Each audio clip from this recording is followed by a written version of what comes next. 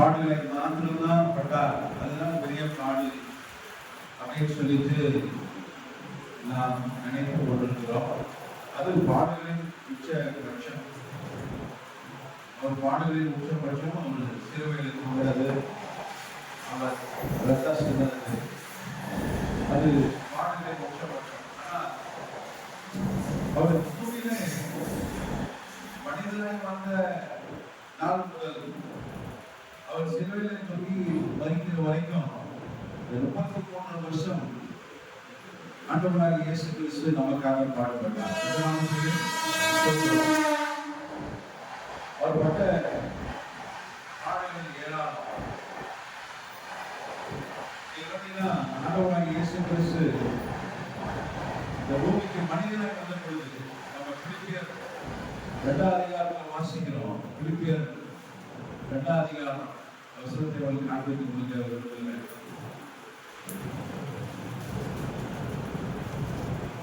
பிலிப்பியர் 2:6 அவர் தேவனுடைய ரூபம் இருந்தோம்.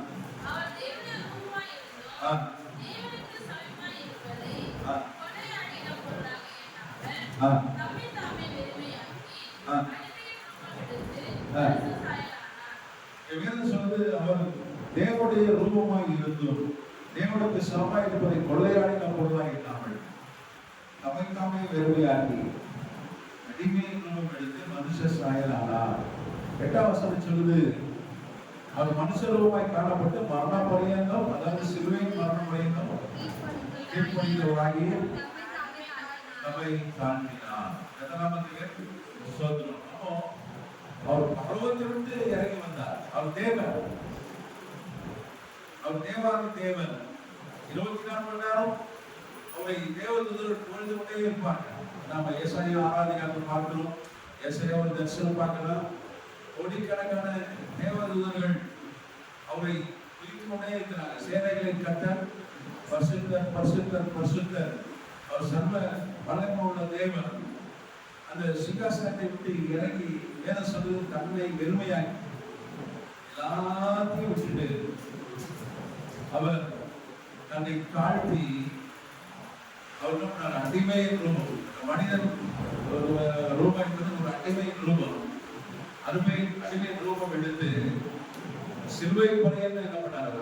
தன்னை தாழ்த்தி அவர் கீழ்ப்படிந்தவராய் இந்த பூமியில இருந்தார் என்று நாம் பார்க்கிறோம். சுதந்திரம். அப்போ பாடுகள் அவர் பிறந்த இந்த பூமியில அவர் ஒரு கண்ணியின் வயதுல ஒரு கருவாய் வந்த ஒரு காலம் முதல் அவர் சிலுவையில தொங்கி பிதாவே என்னுடைய ஆவியுடைய கையில ஒப்புவிக்கிறேன் என்று சொல்கிற வரைக்கும் 33 வருடம். அது கிமு 4 ஆண்டவராகிய இயேசு கிறிஸ்து கிமு 4ல மார்ச் 15ல பிறந்தார் என்று வரலாற்று ஆதாரங்கள் நமக்கு காண்பித்து கொடுக்கிறது. ஏன்னா அந்த சிலுவை தோன்றியதான் அடையாளம். அவர் பிறந்த பொழுது ஒரு சிலுவை வானத்திலே தோன்றியது. இதுதானே? அது மாத்திரம் இல்ல, அவர் எந்த காலகட்டத்தில் பிறந்தார் என்றால், அன்னைக்கு ரோம பேரரசு இஸ்ரேல் தேசத்துல அந்த குடிமதிப்பை அவர்கள் அவங்க சொந்த ஊர்ல போய் ரெஜிஸ்டர் பண்ணணும், பதிவு செய்யணும் அப்படின்னு சொல்லி ஒரு கட்டளை போட்ட காலகட்டம். நீங்க அதெல்லாம் பாத்தீங்கன்னா கிமு 4ல நடந்திருக்கிறது. அதுவும் குறிப்பா நட்சத்திரம் தோன்றின காலம் பாத்தீங்கன்னா மார்ச் 15 கிமு 4 4 BC. நம்ம இந்தியாவில் கூட 70 நாள் அந்த நட்சத்திரம் தெரிந்ததுன்னு சொல்லி இந்திய வரலாற்று குறிப்புகள் சொல்கிறது. இந்த நட்சத்திரத்தை பார்த்து இந்தியாவில் கௌதம் பேரரசன் ஒரு அரசன், இந்தோ பார்த்திய சாம்ராஜ்ய அரசன் அவர் கௌதம் பேரரசன், அவன் போய் குழந்தை இயேசுவை அவன் தரிசிச்சுட்டு வந்தான்னு சொல்லி இந்திய வரலாறு சொல்லுது. பேஜிநாத் கூறியிருக்கிற இந்தியாவில் புகழ்பெற்ற வரலாற்று ஆசிரியருடைய வரலாற்று பதிவுகள் என்ன சொல்றதுன்னா, இந்தியாவில இருந்து ஒரு அரசன் போய் அவர் குழந்தையா இருந்தபோது நட்சத்திரத்தை பார்த்து அவன் போய் தரிசிச்சுட்டு வந்தான் அப்படின்னு வரலாறு சொல்றது. வேதமா தானே சொல்றது. ராஜாக்கள் நட்சத்திரத்தை கண்டு ஆண்டவராகிய இயேசு கிறிஸ்துவை தேடி போய் படித்தார்கள் தான் பார்க்கிறோம். அப்போ இந்தியாவின் முதல் கிறிஸ்துவ அந்த கௌதம் பேரரசன், இந்தோ பார்த்திய சாம்ராஜ்யத்தின் பேரரசன். அவன் தான் தோமாவை இந்தியா கொண்டு வந்தான். தோமாவை கூப்பிட்டு வந்தது 52 கிபில இந்த கௌதம் பேரரசன் தான். எங்களுக்கெல்லாம் ஞானஸ்நானம் கொடுங்க, இன்னும் ஆண்டவரை பத்தி போதீங்கன்னு சொல்லி அவன் கூப்பிட்டு வந்தான். தோமா இங்க இங்கே ஊழியர் செய்து அவர் ரத்த சாட்சியை மறித்தார். கட்டநாமத்துக்கு சோதரம். அப்போ அவர் கிமு 4 மார்ச் 15 துவங்கி ஆண்டவராகிய இயேசு கிறிஸ்து சிலுவையில் தொங்கி மரித்த அந்த காலம் வந்து பாத்தீங்கன்னா கிபி 37 ஏப்ரல் 3ஆம் தேதி. அந்த காலகட்டம் வரைக்கும் அவர் சிலுவையில் தொங்கி அவர் மூச்சை விடுற வரைக்கும் இந்த பூமியில ஒரு பாடுகள் மேல் பாடுபட்டார் என்று நான் பார்க்கிறேன். ஏன்னா அவர் தேவாதி தேவன், அவருக்கு கீழ்ப்படிந்து பறக்க இல்லை, யாருக்கு அடிமையா இருந்து பறக்க இல்லை. அவர் சர்வ வல்லமையுள்ள தேவன். அவர் எப்பொழுதும் தேவதூதர்கள் புகழ்ந்துட்டே இருப்பார்கள். அவர் யாரை இழந்து பேசவே முடியாது பரலோகத்துல. ஆனா அந்த பூமியிலே அவரை எல்லாரும் இழந்தார், அவரை பரியாசம் பண்ணினார்கள். அவர் குழந்தையாய் பிறந்ததுல இருந்து கருணை தோன்றின காலம் முதல் அவர் மறிக்கிற வரைக்கும் அவர் புகழ்ச்சி குறைவாய் தான் அவர் வந்து சந்தித்திருப்பார். அவமானத்தின் நிந்தையும் பாடுகளையும் அவர் சந்தித்தார். கர்த்தநாமத்துக்கு ஸ்தோத்திரம். ஒரு வசனத்தை நான் உங்களுக்கு காண்பித்துக் கொடுக்க விரும்புகிறேன். லூக்கா எழுதின சுவிசேஷ நூல் 4ஆம் அதிகாரம் 23ஆம் வசனம் வாசிக்கலாம். லூக்கா 4:23. அவரை ஊருக்கு புறப்பை தள்ளி தங்கள் ஊர் கட்டப்பட்டிருந்த செங்குத்தான மலையின் சிகரத்திலிருந்து அவரை தலைகீழே தள்ளிவிடுவதற்கு அவ்விடத்திற்கு கொண்டு போனார்கள். இங்க வேதத்துல வாசிக்கிறோம், ஆண்டவராகிய இயேசு கிறிஸ்துவை நாசரேத் ஊர்க்காரர்கள், அவர் சொந்த ஊர்க்காரங்க, அவரை கொலை செய்யறதுக்கு முதல்ல அவர் வந்து அவரை துரத்தி விட்டார்கள். அது மாத்திரமல்ல, அவர்கள் அவர் ஊருக்கு புறம்பே தள்ளி தங்கள் ஊர் கட்டப்பட்டிருந்த செங்குத்தான மலை சிகரத்திலிருந்து அவரை தலையிலாய் தள்ளிவிடும்படிக்கு அவ்விடத்திற்கு கொண்டு போனார்கள். பார்த்தீங்கன்னா ஆண்டவராகிய இயேசு கிறிஸ்து எப்படி அழைக்கப்பட்டார்? நசரேயனாகிய இயேசு கிறிஸ்து. சொந்த ஊர் பேரை அடைமொழியை சேர்த்துக்கோங்க. வேதம் தீர்க்க தரிசனம் அப்படின்னா, பைபிள் தீர்க்க தரிசனம் என்ன, பழைய ஏற்பாட்டு தீர்க்க தரிசனம் நசரேயன் என்று அழைக்கப்படுவார். நசரேயனாகிய இயேசு கிறிஸ்து என்று அழைக்கப்படுவார். அது அவருக்கு ஒரு சந்தோஷம், அது ஒரு பெருமை. பொதுவாக பார்த்தீங்கன்னா ஊர் பேருக்கு சொல்லிட்டு சிலர் பேர் சொல்லுவாங்க. அப்படி நிறைய பேர் நம்ம பார்க்கலாம். இப்போ நாஞ்சில் சம்பத்துன்னு ஒருத்தர் அரசியல்வாதி இருக்கிறார். அந்த மாதிரி நிறைய பேர் எடப்பாடி பழனிசாமி அவர் சொந்தம் எடப்பாடி.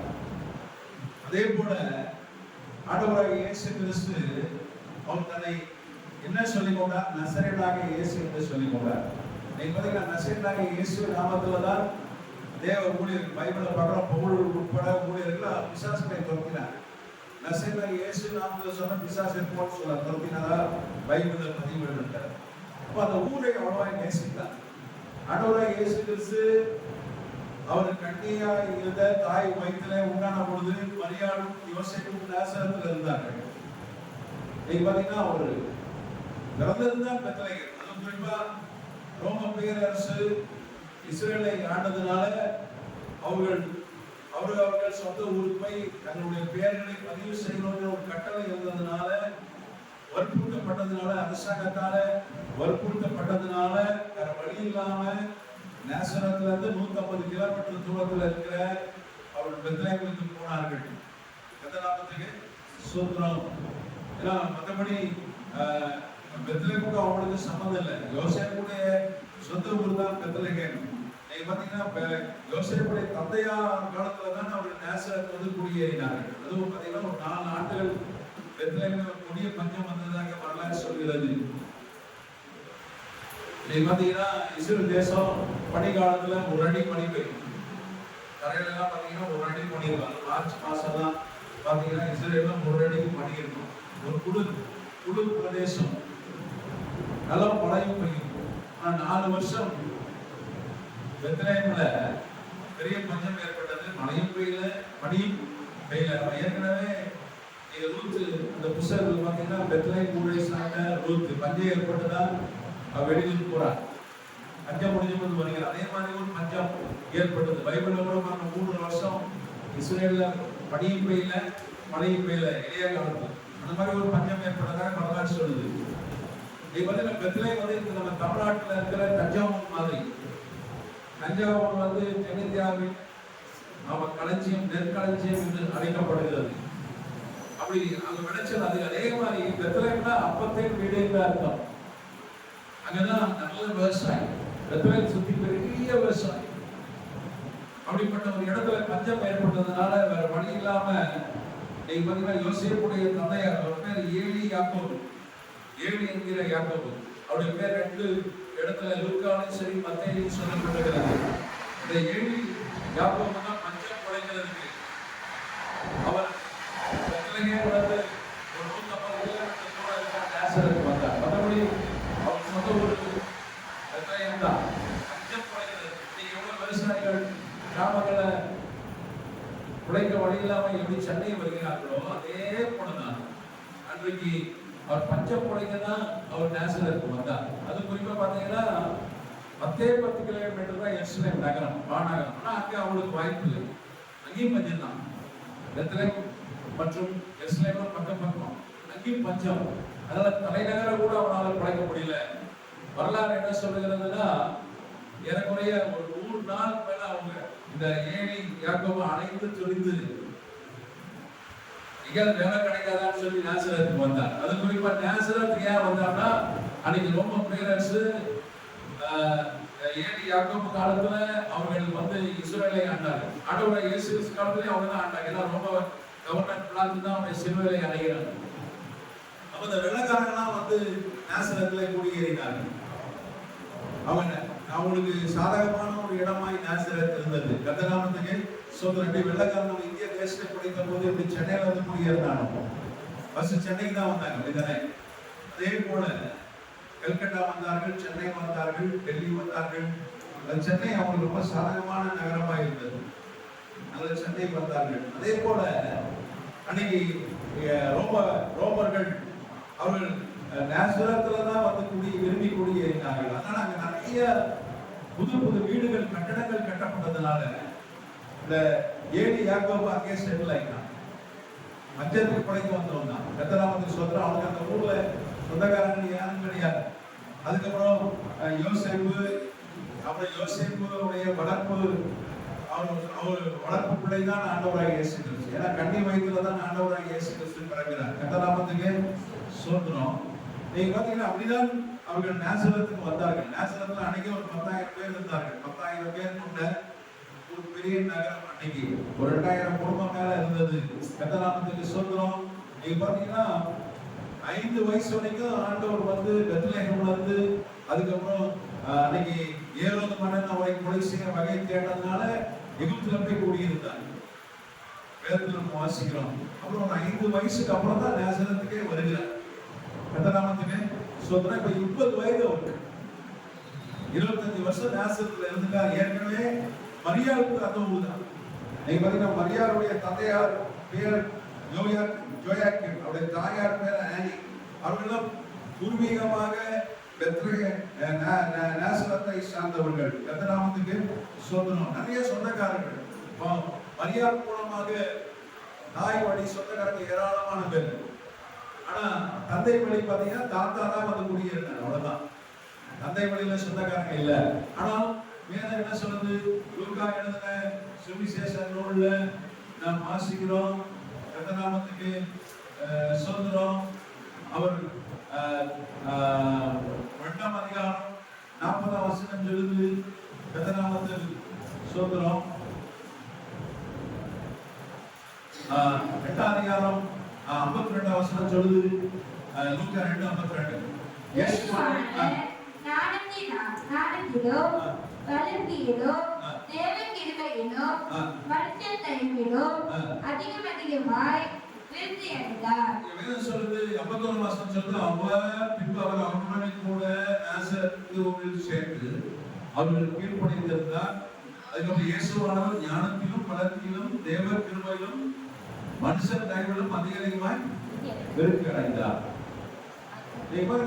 நாசரேத் ஊர்ல இருந்த பொழுது வேதம் சொல்லுது அவர் மனித தயவுல அதிகமாய் விருத்தி அடைந்தார். தேக வளர்ச்சியிலும் விருத்தி அடைந்தார். ஆண்டவராகிய இயேசு கிறிஸ்துவின் உயரம் 5 அடி 11 அங்குலம். அவரை 9 வரலாற்று ஆசிரியர்கள் பார்த்திருக்கிறார்கள். பார்த்து அவரை நேரில் பார்த்து அவர் எழுதின கடிதங்கள். இன்னைக்கு பெர்லின் ஸ்டேட் மியூசியம், ஜெர்மனி நாட்டின் தலைநகரம் பெர்லின்ல ஒரு பெரிய மியூசியம் இருக்குது. பெர்லின் ஸ்டேட் மியூசியம் அங்க இருக்கு. அதுதான் அமேசான் ஒரு வலைத்தளத்துல புடவை, செல்போனு, எலக்ட்ரானிக் குட்ஸ்லாம் வாங்குறோம், அது லாஸ்ட் புக் ஒரு புக் விற்கிறான்.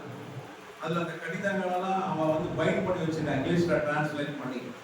அவன் பிலாத்து நேரில் இயேசுவை பார்த்தவன். ஏன்னா அன்னைக்கு ரோமன் பேரரசு இயேசுவை கண்டு நடுங்கியது. அவர் எங்க போனாலும் 1,00,000 பேர் கூடினார்கள். அவன் எழுதுறான், பிலாத்து எங்க போனாலும் 1,00,000 பேர் கூடுகிறார்கள். அப்போ எங்க நம்ம ஆட்சியை கவுத்துறோம்? ஏன்னா வெள்ளக்காரர்கள் இஸ்ரவேலை அடிமைப்படுத்தி இருந்தார்கள். எங்க இவர் வெறும் கூட்டம் கூடுகிறதே, இவர் தலைமையில நம்ம ஆட்சியை கவுத்துருவாங்கன்னு சொல்லி இவரை குறித்து வெகு பார்த்து கொண்டே இருந்தார். பிலாத்து கடிதம் எழுதி கொண்டே இருந்தார். திபேரியஸ், ரோம பேரரசர் திபேரியஸுக்கு எழுதின கடிதங்கள், ஏராளமான கடிதங்கள் இருக்கிறது. இன்னைக்கு பெர்லின் ஸ்டேட் மியூசியம்ல கிரேக்க மொழியில் எழுதின அந்த ஆவணங்கள் இருக்கிறது. கிறிஸ்டெண்டார் என்கிற ஜெர்மனி நாட்டை சார்ந்த தொழில் துறை விஞ்ஞானி அவர் தலைமையில ஆய்வு செய்து கண்டுபிடிப்பு வைத்திருக்கிறாங்க. கட்டணாமத்துக்கு சொல்றோம். அப்போ எங்க போனாலும் அவருக்கு பெருங்கூட்டம் வந்தது. இங்கே அவர் நேசரத்துல கத்தநாமத்துக்கு சோதனம் 25 வருஷம் எப்படி இருக்கிறார். 25 வருஷம் 30வது வயதுல தான் அவர் ஊழியத்துக்கு வருகிறார். ஊழியத்துக்கு வந்த உடனேதான் இப்படி ஒரு சம்பவம் நடக்கிறது. இந்த நேசரத் மக்கள் எல்லாம் அவருடைய சொந்தக்காரங்களா அதுல இருக்கான். அப்பா நிச்சயமா தாத்தா வழி யோசேப்பு கூட பிறந்தவங்க இருந்திருப்பாங்க. ஆனா அதிக சொந்தக்காரங்க யாரு? மரியாதை வழி தான். அது போக இங்க வேதம் சொல்லுது, லூக்கா 2:52 வாசிக்கிறோம்.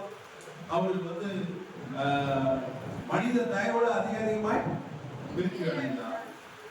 மனித தயவோட அதிகாரிகமாய் ஒரு மனிதன் விருத்தி அடையணும்னா எல்லா மனிதனோட பேசணும், பழகணும். கரெக்டா? அப்பதான் ஒரு மனித தயவு கிடைக்கும். நீங்க ரோமர் 12 வாசிக்கிறோம், நீங்கள் ஒருவரை ஒருவர் கனம் பண்ணுவதில் புத்தி கொள்ளுங்கள். நீங்க குறிப்பா பழைய ஏற்பாட்டுல தாவீதுடைய மகன் அப்சலோமை குறித்து பார்க்கிறோம். அவன் தாவீதுடைய அரண்மனை வாசல்ல விடிய காலையிலே வந்து நிற்பான்.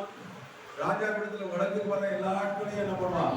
வணங்க வந்தா என்ன பண்ணுவான்? கை கொடுப்பான், கட்டி பிடிப்பான், முத்தம் கொடுப்பான். அவங்கள கனம் பண்ணினான். 4 வருஷத்துல அந்த மக்களுடைய மனித தயவுல சம்பாதித்து அப்பனையே காட்டுக்குள்ள ஓட விட்டு ராஜா வைக்கிறான். இப்ப மனித தயவு வேணும்னா பழகணும். பழகினாதான் மனித தயவு. அப்ப எல்லாத்தையும் நல்லா பழகினார் ஆண்டவர். மனித தயவு ஆண்டவருக்கே தேவைப்பட்டுச்சு. மனிதனாய் அவர் வந்தார். அவருக்கு யாருக்கு சில சொல்லுவாங்க, யார் தயவு எனக்கு தேவையில்லையா, நான் உண்டு ஆண்டவர் உண்டு அப்படின்னு சிலர் சொல்லுவாங்க. பார்த்தீங்கன்னா அது தப்பு, அது வேதத்தின்படி தப்பு. அப்படிப்பட்ட ஆட்கள் வந்து கஷ்டம், வாழ்றதே கஷ்டம். இங்க ஆண்டவரே மனிதனாய் வந்திருக்கிறார். தேவாக்கு தேவன் அவருக்கே ஒரு மனித தயவு தேவைப்பட்டது. அதுல விருத்தி அடைந்தார். அது நேசரத்துல எல்லாத்தையும் பழகினார். தன்னை நேசரேனாக இயேசு என்பது சொல்றதுலே ஒரு பெருமை கொண்டார். இப்போ ஊழியத்துக்கு வந்துட்டார். அது வரைக்கும் அவர் தச்சனாக தான் இருந்தார். டெக்டான் என்கிற வார்த்தை கிரேக்க பைபிள்ல பயன்படுத்தப்படுகிறார். டெக்டான்னா அன்னைக்கு இருந்த தச்சர்கள் எப்படின்னா அவர் வீடும் கட்டுவார்கள், மர வேலையும் செய்வார்கள். அவருடைய தந்தையார் யோசேப்பும் சரி, அவருடைய தாத்தா ஏலி யாக்கோபும் சரி, எல்லாம் வளர்ப்பு தந்தை நான் சொல்றது. அவர்கள்லாம் அந்த வேலையிலே கட்டிக்காரர்களாக இருந்தாங்க. அவர் ஸ்பீடா இருந்தாங்க. இன்னைக்கும் தொழில் துறை விஞ்ஞானிகள் ஆர்கியாலஜிஸ்ட் ஆண்டவராக இயேசு கிறிஸ்துவும் யோசேப்பும் கட்டின சில கட்டடங்களை கண்டுபிடித்திருக்கிறாங்க. நீங்க நேசர் போனீங்கன்னா சில கட்டடங்கள் இன்னைக்கும் இருக்காங்க. ஆண்டவர் ஏன்னா லைம் ஸ்டோன் எல்லாமே அங்க நேசர் போன லைம் ஸ்டோன்னா சுண்ணாம்பு கட்டு, அதுல கட்டடம் ஒரு மரம் எல்லாம் பயன்படுத்தி கட்டுவாங்க. ரொம்ப வேலைப்பாடு, ரொம்ப டெக்டானா ரொம்ப ஸ்கில்டு ஒர்க்கர், ரொம்ப ஸ்கில்டு. அதுல ரொம்ப ரொம்ப நேர்த்தியான வேலை செய்கிறவர்கள். அப்படிப்பட்ட வேலையை அவர் செய்தார். அப்ப எல்லாருக்கும் அவருக்கு தெரியும், எல்லாருக்கும் பழக்கம். மனித தயவுல அதிகமா விருத்தி அடைந்திருந்தார். அது போக உறவினர்கள் வேற நிறைய பேர் இருந்தாங்க. அம்மா வழி அம்மாக்கு அந்த ஊர் தான். தாத்தால மஞ்சள் புடைக்க வந்தார். பெத்லகேம்ல இருந்து 150 கிலோமீட்டர் நேசரத்துக்கு மஞ்சள் புடைக்க வந்தார். கர்த்தநாமத்துக்கு ஸ்தோத்திரம். எல்லாமே தெரிஞ்ச ஆட்கள் தான். ஆனா இப்பொழுது 30 வயது ஆகிறது. கிபி 27 அவர் ஊழியத்துக்கு வருகிறார். கர்த்தநாமத்துக்கு ஸ்தோத்திரம். இப்போ நீ பாத்தீங்கன்னா அவருக்கு 24 வயசு இருக்கும்போது தந்தை மரிச்சு போயிடுறார். யோசேப்பு வந்து கிபி 20ல அவருக்கு 49 வயசு இருக்கும்போது மரிச்சு போயிடுறார். அந்த வீட்டுல தந்தையும் இல்லை. இவர்தான் பொறுப்பேற்று அந்த குடும்பத்தையே நடத்துகிறார். 24 வயசுல அப்பா மரிச்சிடுறார் யோசேப்பு. அப்ப எல்லாமே உறவினர்கள் இருக்கிறார்கள். ஆனா இவர் எதிர்பாராத ஒன்று நடக்குது. எல்லாரையும் இவர் நேசிக்கிறார், எல்லாரையும் அன்பா பேசுறார், எல்லாரையும் கனப்படுகிறார். ஆனா அவர் என்ன செய்கிறார்கள்? அவர் வந்து தேவ அன்னைக்கு ஜெப ஆலயத்துல பிரசங்கம் பண்றார். ஏசாயா தீர்க்கதரிசி புஸ்தக நூலை வாசித்து அவர் பிரசங்கம் பண்ண உடனே இந்த காரியம் வந்து அவர் என்ன சொன்னாரு?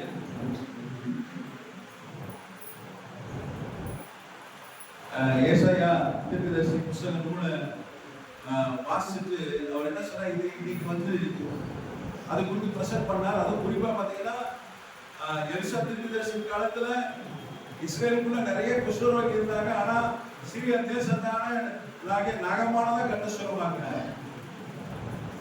அது மாதிரி ஒரு பிரசங்கத்தை அவர் பண்ணினார். அவங்களை கட்டணம் பண்ணி பிரசங்கம் பண்ணார். பிரசங்கம் பண்ண கண்டித்து உணர்ந்தான் பிரசங்கம் பண்ண உடனே அவங்களுக்கு கோவம் வந்துட்டு உடனே என்ன செய்கிறார்கள்? அவரை தரத்தரம் எடுத்துட்டு வந்து அந்த நேச்சுரல் பட்டணம் கொஞ்சம் உயர்ந்த ஒரு குற்று மேல அமைந்திருக்கிற ஒரு பட்டணம். நீங்க நேச்சுரல் போனீங்கன்னா 50 அடிக்கு மேலதான் இருக்கும், 50 ஃபீட் இருக்கும். இப்போ போனீங்கன்னா லைம் ஸ்டோன், நீங்க இஸ்ரேல் தேசம் போனீங்கன்னா பார்க்கலாம், ஆன்லைன் யூடியூப்ல கூட பார்க்கலாம். லைம் ஸ்டோன் அதாவது சுண்ணாம்பு கல் மலை இருக்கும், அதுக்கு மேலதான் நேச்சுரல் பட்டணம் இருக்கும். அந்த மலை உச்சிக்கு கொண்டு போய் அவர் என்ன பண்ணாரு? தலையில தூக்கி போட போனார். அவரை துரத்தி விட்டார்கள் என்று பார்க்கிறோம். அல்லேலூயா. யோசிச்சு பாருங்க, எந்த பிரச்சனையும் கிடையாது, சொத்து தெரியாது கிடையாது, எல்லாம் சொந்தக்காரங்க. சின்ன வயசுல இருந்து 5 வயசுல இருந்து எல்லாத்தையும் பார்த்து படங்களை எல்லாருக்கும் வணக்கம் போட்டு நல்ல மனித தயவை சம்பாதித்து, ஆனா அவர் என்ன செய்கிறாரு? ஒரே ஒரு பிரசங்கம் பண்ணார். அது கண்டித்து பிரசங்கம் பண்ணார், வேற ஒன்றும் செய்யல. ஆனா இவர் என்ன பண்ணாங்க? மலை உச்சியிலிருந்து தலையில தூக்கி கொண்டு பண்ணாங்க. அந்த நாமத்துக்கு சொல்றோம். மனிதனாக தான் இருந்தார், நமக்கு இருக்கிற உள்ளதான் அவருக்கு இருந்தது. ஆனா எவ்வளவு பெரிய ஒரு துக்கம் பாருங்க. சொந்தக்காரங்க கிட்ட இவர் எதிர்பார்க்கவே இப்படி ஒரு அநியாயம் கேட்டு செய்வார்கள், மனிதர்கள் இப்படி செய்வார்கள். ஏன்னா நன்மை தான் செஞ்சாங்க. எது சொல்ற நன்மை செய்கிறவராய் சொல்லி தெரிந்தார். அவர் நேசரத் முழுக்க நன்மை தான் செஞ்சிருக்கார். ஆனா இந்த மக்கள் நன்மையை பெற்றுக்கொண்டு என்ன செய்யறாங்க? இப்போ ஒரு பிரசங்கத்துக்கு பெரிய தப்பு ஒன்றும் பண்ணல, அநியாயம் பண்ணல, அதுக்கு அவர் மழையிலிருந்து தலையில தூக்கி போட பார்த்தாங்க. அந்த நாமத்துக்கு சொல்றோம். நீங்க பாத்தீங்கன்னா அதுக்கப்புறம் ஒரு நேசரத்துக்கே போட்டார். அவர் கப்பனவர்கள் தான் எல்லாருக்கும் வேதத்துல வாசிக்கணும். அதனால அவர் சொன்னார், எல்லாருக்கும் எனக்கு தலை சாக்க இடம் இல்லை, நிறைய கூட ஒரு புலி இருக்கிறது, பறவைக்கு கூட இருக்கு, எனக்கு தலை சாய்க்க இடம் இல்லைன்னு சொன்னார். பாருங்க, இது ஒரு பெரிய பாடு. அதாவது இருக்கிறதுலே அடி வானா கூட ஆறிடும், தீனால் சுட்ட கூட ஆறிடும். ஆனா இந்த மாதிரி ஒரு வடு சொந்தக்காரன் அன்பாய் போனாவே இவங்களை தீங்கு இருக்கு பாருங்க, அதுதான் ரொம்ப பெரிய வடுவாய் இருக்கிறது. எதுனாலும் மறந்துடும், அடிப்பட்டதெல்லாம் மறந்துடும். ஆனா இப்படி ஒரு துரோகம் தீங்கு வந்து நமக்கு மறக்கவே முடியாது. சின்ன வயசுல செஞ்சாலும் ஞாபகம் வரும். கர்த்தர் நாமத்துக்கு சொல்றோம். அப்படியாய் ஒரு பாடுபடியாய் ஆண்டவராகிய இயேசு கிறிஸ்து கடந்து போனார். கர்த்தர் நாமத்துக்கு சொல்றோம். அதுவும் அப்பா இல்லாத பிள்ளை, ஒரு தந்தை இழந்தவர், எல்லாம் இவர் தீங்கு செஞ்சதெல்லாம் யாரு? அநியாய பாவிக யாரு? சொந்தக்காரங்க தான். எல்லாம் நன்கு அறிந்தவர்கள், எல்லாம் இவருடைய நன்மை பெற்றவர்கள் தான். ஒரு சின்ன ஒரு கண்டித்து உணர்த்தி பிரசங்கம் பண்ணதுக்கே இவர் தலையில கொண்டு வந்து கீழே கொள்ள பார்த்தாங்க. கர்த்தராமத்துக்கு சோதனை கொத்தி விட்டாங்க.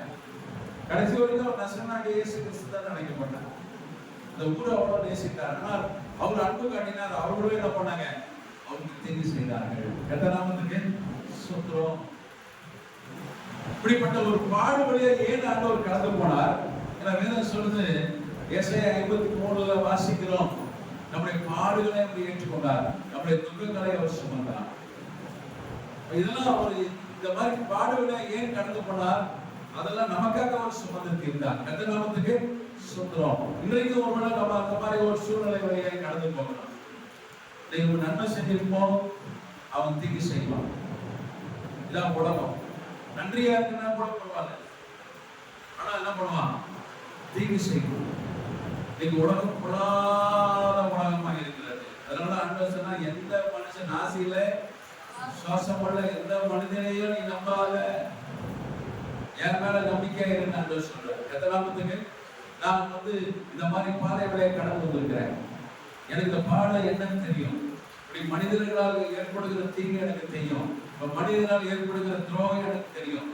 நான் உனக்கு உதவி செய்ய வல்லவராக இருக்கிறேன்னு சொல்லி ஆண்டவர் இந்த பாடவழியா நமக்கு அவர் கடந்து வந்ததுனால நமக்கு உதவி செய்ய வல்லவராக இருக்கிறார். அதுதான் இப்ரேயர்ல வாசிக்கிறோம். அவர் நம்மை போல பாடுபட்ட ஒரு பிரதான ஆசாரியர். கர்த்தநாமத்துக்கு சொல்கிறோம். உங்களுக்கு குடும்பத்தில் அப்படி ஒரு சூழ்நிலை அனுபவிக்கலாம். உள்ள வேலை ஸ்தலத்துல அப்படி ஒரு சூழ்நிலை இருக்கலாம். சொந்தக்காரங்க மத்தியில் அப்படி ஒரு சூழ்நிலை இருக்கலாம். நான் ஆண்டவர் சொல்றேன், நானும் அந்த மாதிரி ஒரு பாதையிலே கடந்து வந்தேன். நாசரத்தை விட்டு தொட்டப்பட்டேன். நாசரத்துல என்னை கொலை செய்ய பார்த்தார்கள். அந்த பாடவழியில கடந்து போயிருக்கேன். எனக்கு அந்த வழி தெரியும். நான் உனக்கு உதவி செய்ய பலமாக இருக்கிறேன் சொல்லி ஆண்டவர் இன்னைக்கும் நம்மோடு பேசுகிறார். கர்த்தநாமத்துக்கு சொல்றோம். ஒரு வசனத்தை நான் காண்பித்து கொடுத்து விட்டு அதை முடிக்க நான் விரும்புகிறேன். ஒரு ரொம்ப பாடு அவரை ரொம்ப கஷ்டப்படுத்தின ஒரு காரியம். மார்க் எழுதின சுவிசேஷ நூல்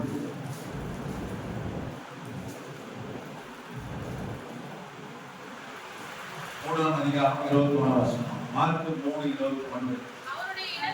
அவருடைய இனத்தார் இதை கேட்ட பொழுது அவர் மதிமயங்கி இருக்கிறார் என்று சொல்லி அவரை பிடித்துக் கொள்ளும்படி வந்தார்கள். கர்த்தநாமத்துக்கு ஸ்தோத்திரம். 31ஆம் வசனத்தில் அப்பொழுது அவருடைய சகோதரர் தாயார் வெளியே நின்று அவரை அழைக்கும்படி அவரிடத்தில் ஆள் அனுப்பினார்கள்.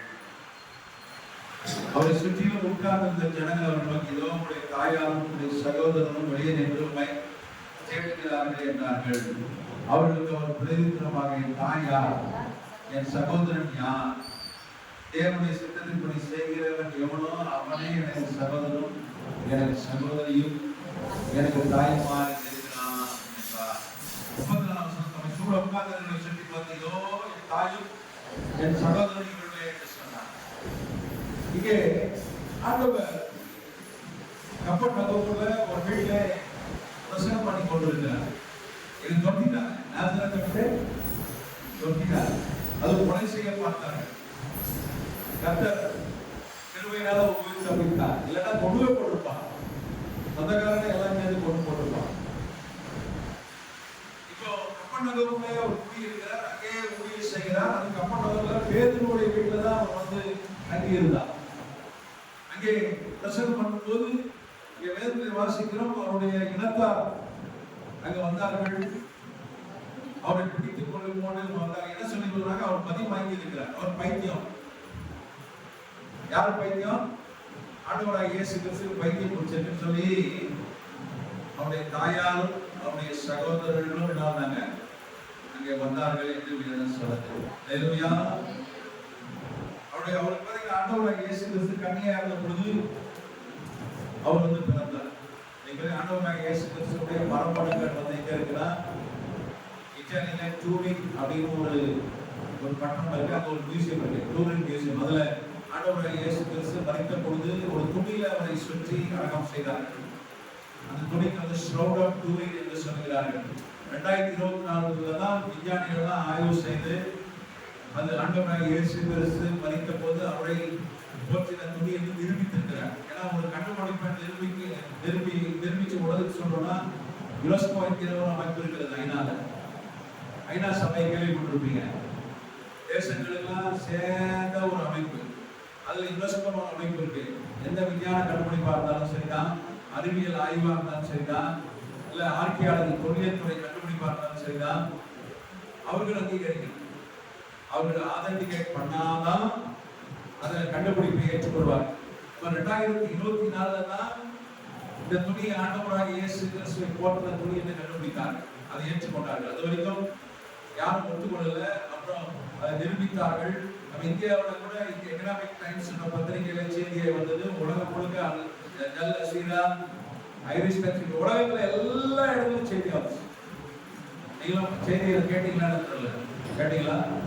ஆகஸ்ட் மாதம் 2024 உலகத்திலே தலைப்புச் செய்திகளாய் வந்தது. ஆண்டவராகிய இயேசு கிறிஸ்து மரித்த போது அவரை போட்ட துணியை கண்டுபிடித்து விட்டார்கள். அல்ல இரத்தக்கரை, அது அந்த ரத்த கரை பார்த்தீங்கன்னா ஏபி பாசிட்டிவ். ஏன்னா அவர் ரத்தத்தோட தான் அவர் தோற்றினார்கள். தலையிலிருந்து கால் வரைக்கும் காயம், 2 இன்ச்சு முள்ளு, அப்படி ஒரு 100 முள்ள தலையில் அடிச்சிட்டாங்க. ஏன்னா அது ஒரு பீடம், எல்லாம் 2 இன்ச்சு 2 எவ்வளவு பெருசு இருக்கும், எல்லாம் இறங்கிட்டாங்க. முதுகுல 32 தடவை சாட்டையில அடிக்கிறதுனால முதுகுல ஒரு சதை கூட கிடையாது, எல்லா சதையும் பிச்சு எடுத்துட்டாங்க. வெறும் எலும்பு தெரிஞ்சது, உள்ளுக்குள்ள இருக்க உறுப்புகள்லாம் தெரிஞ்சது. இன்னைக்கு பார்த்தீங்கன்னா ஆண்டவராகிய இயேசு கிறிஸ்துவை சிலுவையில் அறையும் போது 14,000 ராணுவ வீரர்கள் காவல் காத்தாங்க. ஏன்னா மிகப்பெரிய செலிபிரிட்டி, மிகப்பெரிய தலைவர், பெரிய கலவரம் வெடிச்சிடும். அது குறிப்பா அவரை சிலுவையில் அறையிலிருந்து ஒரு 5-6 நாள் முன்னாடிதான் கழுத மேல ஏறி அவரை எக்ஸ்லைக்குள்ள பண்டையா கொண்டு வந்தார்களே. 10 லட்சம் பேர் வந்தார்கள். பிரார்த்தனை எழுதுற கடிதங்கள் சொல்லுது. இப்பவும் அந்த கடிதங்கள் வந்து பெர்லின் ஸ்டேட் மியூசியம் ஜெர்மனி நாட்டில் இருக்கிறார். அவன் எழுதுற பிளாந்து மோர் தேன் a million, 10 லட்சத்துக்கு அதிகமான ஆட்கள் அந்த பேரணியில் வந்தாங்க. ஒரு பெரிய செலிபிரிட்டி, எங்க போனாலும் கூட்டம், கட்டுக்கடங்காத கூட்டம், பெரிய தலைவர். பல தடவை ராஜாவாக்க முயற்சி பண்ணாங்க. அதனாலதான் 14,000 ராணுவ வீரர் இயேசுவை சிலுவையில் அறை போறான்னா பெரிய கலவரம் அடிச்சோம், பயங்கர கலவரம் அடிச்சோம். அதுக்காக அவ்வளவு ராணுவ வீரர்களை வைத்து காவல் காத்த கிளேவியஸ் என்பவர் தலைமையில். கிளேவியஸ் தான் ரோம தளபதி தலைமையில அவனை காவல் காத்து சிலுவையில் அடைந்தார்கள். அவன் கூட இருந்தான், அவன் தான் தலைவர். அவன் பிறகு ரட்சிக்கப்பட்டான், பேதரோடு சேர்ந்து ஊழியம் செய்தான், ரத்த சாட்சியம் பறிச்சான். கிளேவியஸ், அவன் கிளேவியஸ். அவனை பத்தி ஒரு ஹாலிவுட்ல சினிமாவே எடுத்தாங்க, ரிசர்வ் ஒரு படம் எடுத்தாங்க, அவனுடைய வரலாற்றை கல்வி. இந்த கிளேவியஸ் தலைமையில தான், ராணுவ அதிகாரி தளபதி தலைமையில தான் அவனை சிலுவையில் அடைந்தாங்க. அவன் எழுதுறான், இதுல ஒரு சதை கூட கிடையாது, எழுந்து தெரிஞ்சது, உள்ளுக்கு வரைக்கும் உறுப்புலாம் தெரிஞ்சது. உள்ளுக்குள்ள என்ன லங்ஸ் தெரிஞ்சது, அவன் எழுதுறான், லிவர் தெரிஞ்சது, எல்லா சதையும் அச்சு பிடிச்சிட்டான், பிடிச்சி எடுத்தாங்க. தலையில இருந்து கால் வரைக்கும் அவருக்கு காயங்கள். அதனால சோதரம் இப்படியா நமக்காக ஒரு பாடுபட்டார். அந்த தலையிலிருந்து கால் வரைக்கும் ரத்த காயம், அந்த துணியில ரத்தம், ஜூனையில் வைத்திருக்கிற துணியில ரத்தம். அந்த ரத்தம் பார்த்தீங்கன்னா விஞ்ஞானிகள், மருத்துவ விஞ்ஞானிகள், தொழில் துறை விஞ்ஞானிகள் ஆய்வு செய்து அது ஏபி பாசிட்டிவ் ரத்தத்தை கண்டுபிடித்திருக்கிறார்கள். அதுல இருக்கிற மரபணுலாம் அவங்க எக்ஸ்ட்ராக்ட் பண்ணியிருக்காங்க. மரபணுலாம் அவருக்கு வந்து எடுத்துக்கிறாங்க, டிஎன்ஏ ஆஃப் ஜீசஸ். அப்போ வந்து அவர் கண்ணி மைந்தர் என்பதை அது உறுதி செய்கிறது. ஏன்னா நம்ம கூடலாம் அப்பா அம்மா 2 பேருடைய வித்திருப்போம். 44 குரோமோசோம் இருக்குன்றாங்க. 46 வித்துக்கள், அதில் பாதி அம்மாட்டது வரும், பாதி அப்பாட்டது வரும். XY குரோமோசோம் என்று சொல்லுவாங்க. நம்ம ஸ்கூலில் படிச்சிருப்போம், ஸ்கூல் புக்கில். X குரோமோசோம், Y குரோமோசோம், அது XY வித்துக்கள். நம்ம எல்லாருக்குள்ளேயும் பார்த்தீங்கன்னா 46 இருக்கும். அவங்களுக்கு வெறும் 24 தான் இருந்தது, வெறும் பெண் வித்து தான் இருந்தது. ஏன்னா ஆதியாகமம் 3:15 வாசிக்கிறோம், ஸ்திரீ வித்தா நான் வந்து என்ன பண்ணுவேன், பிசாசு தலைய நசுக்குவேன்னு சொல்லி ஆதியாகமம் 3:15 சொல்லிட்டார். நான் படிச்சு நான் வருவேன். பழைய ஏற்பாட்டு முழுக்க தீர்க்க தரிசனம், மேசியாவுக்கு தீர்க்க தரிசனம். அப்போ கன்னியா இருக்கும்போது பிறந்தார், கன்னியா இருக்கும்போது பிறந்தார். அதுக்கப்புறம் யோசேப்புக்கு மரியாளுக்கு பிள்ளைகள் பிறந்தார்கள். யாக்கோபு, யோசே, யூதா, சிமியோன். அப்புறம் 2 சகோதரிகள் இருந்தாங்க. அந்த சகோதரருடைய பேர்களும் இருக்கு எதிராமத்துக்கு. அவங்க ஒரு சகோதரி பேர் எஸ்தர், இன்னொரு சகோதரி பேர் தமார். நீங்க பாருங்க, 9 வரலாற்று ஆசிரியர் ஆண்டவரை நேரில் பார்த்துருக்காங்க. அன்னைக்கு அவருடைய வரலாறை பதிவு செய்திருக்கிறாங்க. அதில் நைசிபோரஸ் என்கிற ஒரு வரலாற்று ஆசிரியர் அவங்க சகோதரிகளிடம் பேசி அவர் வந்து அதை பதிவு செய்திருக்கிறார். எஸ்தர், தாமார். நைசிபோரஸ் உலக புகழ்பெற்ற வரலாற்று ஆசிரியர். அப்போ அவருக்கு கூட பிறந்தவங்க 6 பேர். என் தாய், அவதான் இனத்தார். ஆண்டவர் கேட்கிற, யார் என் தாய்? ஏன் சார் நீங்க தான்? எங்க அம்மாவும் 3 தம்பிங்க வெளியே நிற்கிறாங்க. ஆனா அவர் என்ன சொல்றாரு, அவங்க என் தாய் இல்லை, அவங்க என் சகோதரர் இல்லை, இங்க உட்கார்ந்து இருக்கீங்களா, நீங்க தான் என் தாய். ஏன் அப்படி சொன்னார்னா, அவங்க பைத்தியமா இருக்கிறார் அப்படின்னு ஒரு கட்டி கொண்டு போக வந்தார். யோசிச்சு பாருங்க, எனக்கு பிரச்சனை பண்ணிட்டே இருக்கேன். என் தம்பியோ அண்ணனோ வந்துட்டு, என் வீட்டார வந்துட்டு, என் ஒய்ஃபும் வந்துட்டு, நேசகுமார் ஒரு பைத்தியக்காரன் இங்கதான் நிக்கிறான்னா, அவனை நான் கையக்கார கட்டி ஹாஸ்பிட்டல்ல சேர்க்க வந்திருக்கானா எப்படி இருக்கும் யோசிச்சு பாருங்க. உலகத்தின் ஞானத்தில் ஊற்றுவதுதான் தேவாதி தேவன். அவரை வெளியே இருக்க பைத்தியம் சொன்னா கூட பரவாயில்ல, சொந்தக்காரன் சொன்னாலும் பரவாயில்ல, சொந்த தாய் ரோமன் கேத்தலிக்காரன் எல்லாம் படிச்சானா தெரிஞ்சுப்பான். சொந்த தாய் சகோதரன் கையில கைரோடு வந்தார், வரலாற்று ஆசிரியர் எழுதுகிறார்கள், கையில கைரோடு வயலோடு வந்தாங்க. அது குறிப்பா 1952 நோட்ட எவாஞ்சலின் ஒரு நூலை கண்டுபிடித்தார்கள் எகிப்துல. அதுவும் பாத்தீங்கன்னா யாக்கோபுடைய வீடு, யாக்கோபு எகிப்துல தான் இருந்தான், வீடு அங்கதான் இருந்தது. அவருடைய வீட்டை ஓட்டுமர் என்கிற சுவிட்சர்லாந்தை சார்ந்த தொல்லியல் துறை விஞ்ஞானி ஆர்கியாலஜிஸ்ட் தலைமையில அவர் கண்டுபிடித்தார். 1952 கண்டுபிடித்தார்கள். அதுல பாத்தீங்கன்னா அவன் யாக்கோபுடைய சுயசரிதை இருக்கிறது, கிரேக்க மொழியில எழுத. அவன் எழுதுறான், நான் கையெல்லாம் எடுத்து போய் எங்க அண்ணனை கட்டி இழுத்து வர வந்தோம் பைத்தியம், நாங்க அப்போ பைத்தியமா இருந்தோம், எனக்கு தெரியல அப்படின்னா. யாக்கோபு ரட்சிக்கப்பட்டான். யாக்கோபு எழுதுனா அவன் எழுதுனதான் 45 AD எழுதுனான், யூதாவும் எழுதுனான், யோசேவும் உதவி செய்தான், சிமியோனும் உதவி செய்தான், பிறகு ரட்சிக்கப்பட்டு விட்டாரு. அது வேற கதை. ஆனா அன்னைக்கு சூழ்நிலைக்கு எல்லாம் கயிறோட எங்க நிக்கிறான், வாசல் நிக்கிறான். அது என்ன சொல்லிட்டு வந்திருக்கிறான், பைத்தியம், எங்க அண்ணனுக்கு பைத்தியம், மரியாதை சேர்ந்தா வந்து. யோசிச்சு பார்த்தது ரொம்ப சந்தோஷமா இருக்குமா? யாரு என்ன சொன்னாலும் பரவாயில்லையா, என் அம்மா என் கூட பிறந்தவங்க எனக்கு துணையா இருப்பாங்க, அவங்க விட்டு கொடுக்க மாட்டாங்க, அப்படிதான் நம்ம நினைப்போம். ஆனா அவர்கள் பைத்தியம், நல்லா இருக்கிற ஆண்டவரை இயேசு கிறிஸ்துவ பைத்தியம்னு சொல்லிட்டு ஊர்லாம் சொல்லிட்டு அவரை கட்டி எடுத்துட்டு போக வந்தார்கள் என்று வேதங்கள் வாசிக்கிறோம். அப்போ சிலுவை பாடு மாத்திரம் பாடல்ல, அவரை மாறினார் அடித்தாலே அது மாத்திரம் பாடல்ல, முன்முடியால் அடித்தாலே அது பாடல்ல. இதுதான் ரொம்ப மோசம். குடும்பத்தால் கைவிடப்படுகிற நிலைமை இதுதானே உண்டா இல்லையா? ஆமா. ராபர்ட் கிளைவ் இந்தியாவுக்கு வந்தார். அவர் தான் வெள்ளக்காரன் பிரிட்டிஷ் ஆட்சியை இந்தியாவில் ஸ்தாபிச்சார். ராபர்ட் கிளைவ் 18ஆம் நூற்றாண்டுல வந்தார். அவரு பாத்தீங்கன்னா இங்கிலாந்து லண்டன் மாநகரை சார்ந்தவர். அப்பா கிடையாது, அம்மா ஒரு நல்ல பக்தியான ஒரு தாயார்.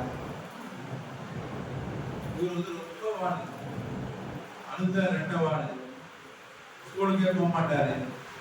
ஸ்கூலுக்கு அம்மா வீட்டு வேலை செய்வார்கள், ஒரு வருமானத்துக்கு வழியில காலையில வீட்டு வேலைக்கு போயிடுவாங்க, இவர் ஸ்கூலுக்கு போகணும்னு சொல்லிடுவாங்க. இவன் என்ன பண்ணுவான், அந்த ராபர்ட் கிளைவ் லண்டன் மாநகரில் இருக்கிற தெருக்கள்ல இருக்கிற கடைகள்ல போய் காசு வசூல் பண்ணுவான். காசு செலவு காசு கேட்பான், சின்ன பையனா போய் மாமூல் கேட்பான்.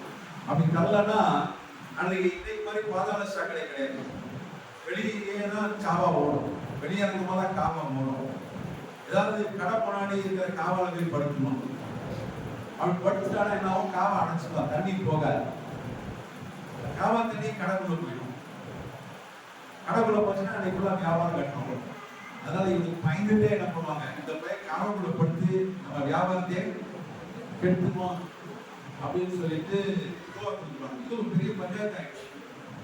இவர் நான் இந்த ஊர்ல இருக்கக்கூடாது, லண்டன் மாநகரில் இருக்கக்கூடாது, எல்லாம் சேர்ந்து எப்படி நேசரத்தை விட்டு ஆண்டவரை இயேசு கிறிஸ்துவை துரத்துனாங்களோ, அதனால அவருடைய அநியாயமா துரத்துனாங்க. இவன் செய்ய அக்கிரமம் தாங்க முடியல. அவங்க அப்பா அம்மா எவ்வளவு அடிச்சு பார்த்தாங்க.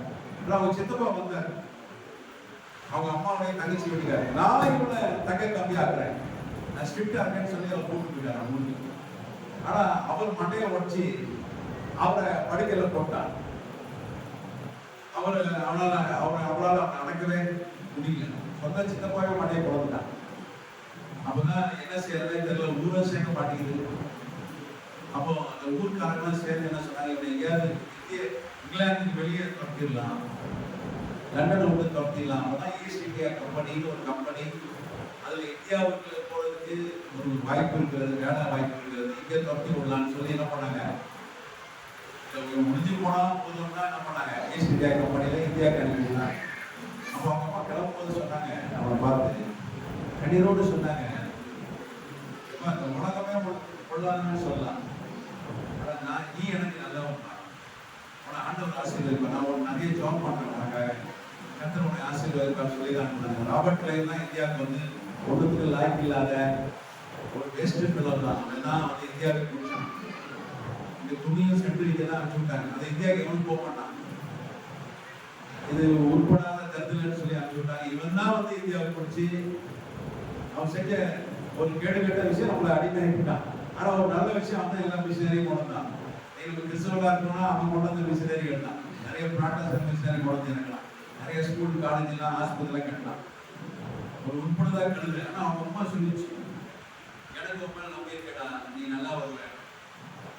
அவனுக்கே அவன் சொந்த தாய் ஒரு நம்பிக்கை ஊற்ற ஒரு வார்த்தையை சொல்லி அனுப்பிச்சான். அன்னைக்கு மரியா அவனுக்கு சேர்ந்துதான் கையோட வந்திருக்கான் வைத்தியர் சொல்லி. சகோதரனுக்கு எவ்வளவு பெரிய ஒரு பாடம், எவ்வளவு பெரிய துக்கம். இதெல்லாம் நமக்காக ஆண்டவர் செய்தார். ஏன்னா வேதம் சொல்லும், வீட்டாரே உனக்கு சத்துரு.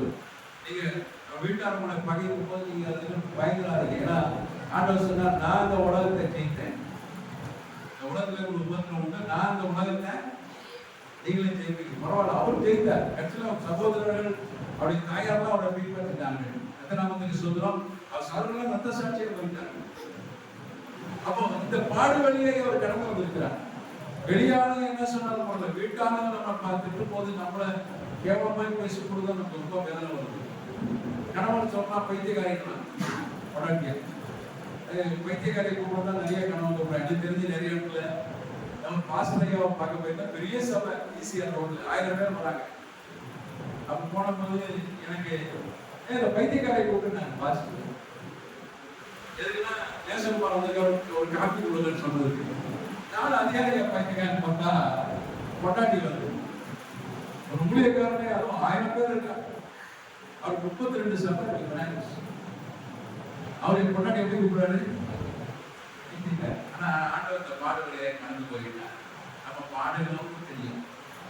ஒரு பிள்ளை நம்மளை வந்து ஒரு மதிக்காம இருக்கலாம், நம்ம நேசிக்காம இருக்கலாம், உணர்வு வந்து ஒரு துரோகம் பண்ணலாம், வீட்டாலே சத்துருவா இருக்கலாம். ஆண்டவர் இந்த பாடுகளை கடந்து போயிருக்கார். அவருக்கு இந்த வழி தெரியும்.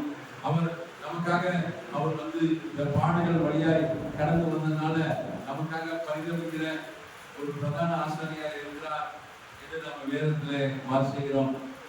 எபிரேயர் 2:18 சொல்லுது, அதனால் அவர் தாமே சோதிக்கப்பட்டு பாடுபட்டதினாலே அவர் சோதிக்கப்படுகிறவர்களுக்கு உதவி செய்ய வல்லவராக இருக்கிறார். அவர் இந்த பாடு வழியை கடந்து போயிருக்கிறார், இந்த சோதனை வழியை கடந்து போயிருக்கிறார். அல்ல, இந்த சோதனையை செய்கிற நமக்கு உதவி செய்ய வல்லவராக இருக்கிறார். அதனால உங்களை நிகழ்ந்த ஆள்லாம் கர்த்தர் மாற்றுவார். குடும்பத்துல உங்களுக்கு இருக்கிற பிரச்சனையை கர்த்தர் மாற்றுவார். கர்த்தர் உங்களுக்கு ஒரு கணத்தை கொடுப்பார். கர்த்தர் உங்களை ஆசீர்வதிப்பார். நம்மளாம் கண்களை போய் ஜெபிக்கலாம். ஒரு சின்ன ஜாப் பண்ணிட்டு நான் முடிச்சிடுறேன். எல்லாம் ஜாப் பண்ணலாம், எல்லாம் பயன்படுத்திய கர்த்தரை நோக்கி பார்க்கலாம். ஆண்டவரே, இன்றைக்கு எங்களோடு பேசின அந்த வார்த்தை எனக்கு சொல்றேன். ஆண்டவர் மெய்யாகவே உங்களோட பேசுகிறார். உங்க வீட்டுல இதே நிலைமை தான் இருக்கு. உங்களை யாரும் மதிக்கிறது இல்லை, உங்க பேச்சை யாரும் கேட்கறது இல்லை. நீங்க துக்கத்தோட தான் வந்தீங்க. ஆனா ஆண்டவர் சொல்றாரு, இந்த பாட்டு வழியை நான் ஏற்கனவே கடந்து போனதுனால நான் உனக்கு உதவி செய்ய வல்லவனாக இருக்கிறேன்னு இன்னைக்கு ஆண்டவர் பேசி இருக்கிறார். சந்தனா உன் காது கேட்கவே உன்னை பைத்தியக்காரச்சின்னு சொன்ன உன் வீட்டார் உண்டு, உன் குடும்பத்தார் உண்டு. கர்த்தர் அதை அறிந்திருக்கிறார். இந்த பாடு வழியை அவர் கடந்து போனதுனால உனக்கு உதவி செய்ய வல்லவராக இருக்கிறார். உனக்கு பைத்தியம் சொன்ன ஆட்கள் முன்பாக கர்த்தர் உன்னை உயர்த்துவார், உன்னை ஆசீர்வதிக்கும். அப்பா பிதாவே, நமக்கு சொல்றோம், இந்த பூமியில நீங்க மனிதனாய் வந்த பொழுது ஏராளமான பாடுகள் பட்டீங்க. உங்க சொந்தக்காரங்க, உங்க சொந்த இனத்தார், உங்க ஊருக்காரங்க தப்பே நீங்க ஒரு கடினமா ஒரு பிரசங்கம் பண்ணதுனால உங்க மலையிலிருந்து கீழே தள்ளி விட்டு கொல்ல பார்த்தாங்க. நீங்க தப்பித்து வந்தீங்க, உங்களை ஊரட்டே துரத்திட்டாங்கப்பா. இப்படியாக ஒரு பாட ஒரு சூழ்நிலை எங்களுக்காக கடந்து வந்தீங்கப்பா. அது மாதிரி இல்ல, சொந்த தாயார் கூட பார்த்தா பைத்தியம் சொல்லி கட்டி எடுத்துட்டு போக மாட்டாங்க. இப்படிப்பட்ட பாடலை குடும்பத்தாரனால அந்த பாடலை நீங்க சகிச்சீங்க ஆண்டவரே. நீங்க இப்படிப்பட்ட பாடல் வழியை கடந்து வந்ததுனால, நீங்க தாமே சோதிக்கப்பட்டதுனால எங்க கஷ்டத்தை அறிந்திருக்கீங்க ஆண்டவரே. உங்க கஷ்டம் ஆண்டவருக்கு தெரியும். நீ கடந்து போகிற பாதை கர்த்தருக்கு தெரியும். அவர் உனக்கு உதவி செய்வார். அவன் வேதனை அவர் அறிந்திருக்கிறார். அவன் கண்ணீர் தெரியும். இந்த பூமியில அந்த பாடுகள் வழியை அவர் கடந்து போயிருக்கிறார். அப்பா பிதாவே, இந்த வேலைக்காக சொல்கிறோம். தர்மையான இந்த வேலையில கூட தேவன் ஒவ்வொருவரையும் தொடுவீராக. பாடுகள் வழியை கடந்து போகிற பிள்ளைகளை நீங்க தொட்டு ஆசீர்வதிங்க. அப்படி எங்க கஷ்டம் எல்லாம் உங்களுக்கு தெரியும். எங்க வியாதியெல்லாம் நீங்க சுமந்துட்டீங்கன்னு வேதம் சொல்லுது. நீங்க இந்த பூமியில மனிதனாக பொழுது எங்க வியாதியை சுமந்தீங்க, அப்படி தலைமுறால் குணமாகிறோம் எங்க வேதத்துல வாசிக்கிறோம். நம்ம எங்க வியாதியெல்லாம் சுமந்துட்டீங்கப்பா. எங்க வலி உங்களுக்கு வயிற்று வலி தெரியும், கால் வலி தெரியும், எங்க விளைவேனா உங்களுக்கு தெரியும். எல்லாம் இப்ப தொட்டு சுகமாக்குங்க இயேசு நாமத்துல. இந்த கண்களால் சுகமுண்டாக இயேசு நாமத்துல. இந்த பூமியில நீங்க மனிதனை வாழ்ந்த நாட்கள தமிழை நீங்க தரித்திரத்தை சுமந்தீங்கன்னு பார்க்கிறோம். தரித்திரத்தின் வழியாய் கடந்து போனீங்க. எங்க பண கஷ்டம் உங்களுக்கு தெரியும், கடன்னா என்ன தெரியும். அப்படியே இந்த பாடுகளை கடந்து போனதுனால எங்க கஷ்டம் உங்களுக்கு தெரியும்பா. இந்த வட்டி கடன் தாப்படை, இந்த கடன் தாப்படை, இந்த பொருளாதார பிரச்சனை தாப்படை உங்களுக்கு தெரியாது. எங்களுக்கு உதவி செய்கிறாங்க. இந்த பொருளாதாரத்தோட ஆசீர்வாதம் வேணும்னா நம்முடைய குடும்ப வாழ்க்கையில சமாதானம் கொடுக்கிறாங்க. ஒவ்வொருவரையும் பேர் பேராய் ஆசீர்வதிங்க இயேசுவின் நாமத்தில் பிதாவே.